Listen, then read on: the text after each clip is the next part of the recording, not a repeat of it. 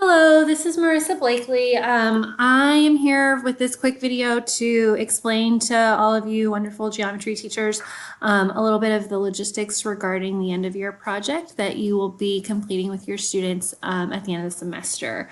So I'm just going to kind of give you an overview of what I was thinking when I designed the project and hopefully just clarify some of the things that you will be running through with your kiddos come May as the semester comes to an end.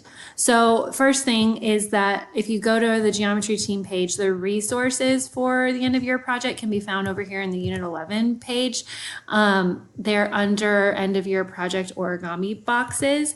There's lots of documents here that I've created for you. The most important one is most definitely like the first one, the teacher facing instructions. I'm not gonna like walk you through that one line by line, but that's something that I would most definitely review prior to the rollout of the project, because that's where like all of my notes and like the behind the scenes work is, so that you know exactly what to expect.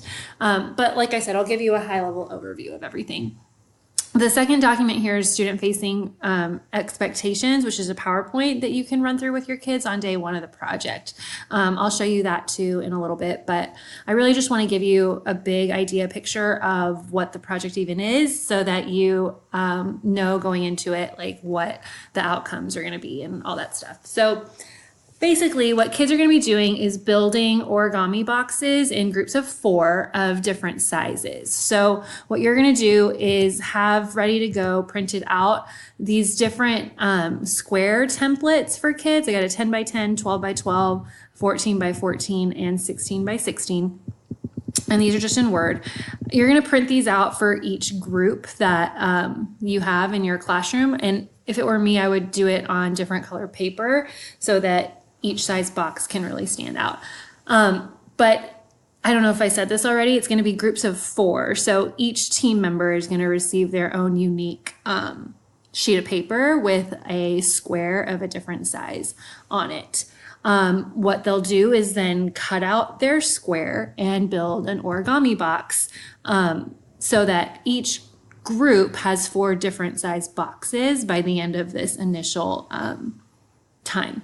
The origami boxes resource card, which is the third document in that list of materials I showed you a second ago, has the step-by-step instructions that kids need to follow in order to create their origami box. You're going to have one person from each group kind of serving as the leader and reading out loud the directions for every step and ensuring that each team member is on the same page and working toward building their origami boxes.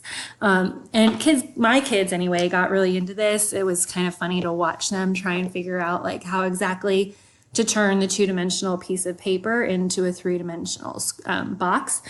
And I was really hands-off during this process, kind of forcing kids to rely on their team members and not on me when all of this was happening. So that's kind of like step 1, the initial task for students to try to complete, but most definitely is not like the end goal of any of this. So you're just going to kind of be circulating during this time and ensuring that kids are moving in the right direction.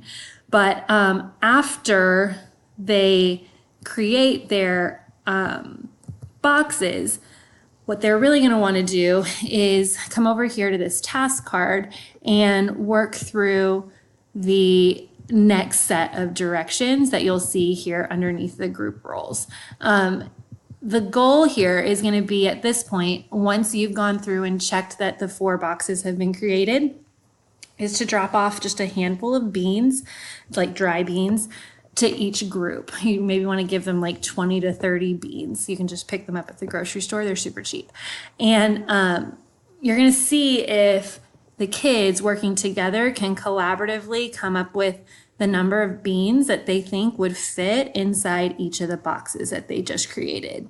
And you're strategically not giving them a whole lot of beans so that they really have to use like mathematical relationships in order to predict the number of beans that would fit in each box. So they're going to be discussing patterns and predictions and estimations and all of that stuff during this like brainstorming time. And you're just going to be circulating, asking leading questions, but not giving too much away, so that really they're doing the heavy lifting and you're just kind of observing and watching it all unfold. Let's see. So after they have completed this little table right here where they take each of their different original dimensions and record the dimensions of the box that they built and then the bean prediction, they're supposed to check in with you, and you're going to kind of gauge how well their numbers are and if you think they need to revisit any of the calculations. This part B step is also like a really big part of the component of the project. They also want to, at this time, be predicting the number of beans that would fit inside of boxes that are not physically in front of them. So you're kind of conjecturing now and hypothesizing. If I had a 20 by 20 square in front of me and I cut that out and built a box using all those steps, how many beans would fit inside of that? And how subsequently, like how many would fit inside of a 30 by 30 original square, the box that I could create with that original square. And this is just really trying to lay the groundwork for that dimensional analysis that you'll study in Unit 11, where, you know, like the volume is the cube of the scale factor and all that good stuff. Once they check in with you, the next piece of the project is going to be to go over their strategies and produce like a poster for you. The poster should have evidence of their conjectures. It should be really cool. Should be really clearly created and communicate all of the team's thoughts to you, the judge or the teacher. I have some pictures of some of the ones that my students created over here for you to kind of gauge like what they were doing. This group taped their boxes to the poster. They include tables. This one did like a bar graph of some sort. This was in the construction process. They made cute little titles and named their methods and were really, this group in particular was like really detailed in explaining to me what the strategy was. Not everyone was that detailed. If you look closely here, this is just the table that was on the handout that these ones have transferred to their poster. They built graphs, they communicated their ideas as clearly as they could. And these pictures actually here at the end were where they were trying to build their boxes, but up here is the poster creation. So the goal is that they build their box, each group member builds their own box.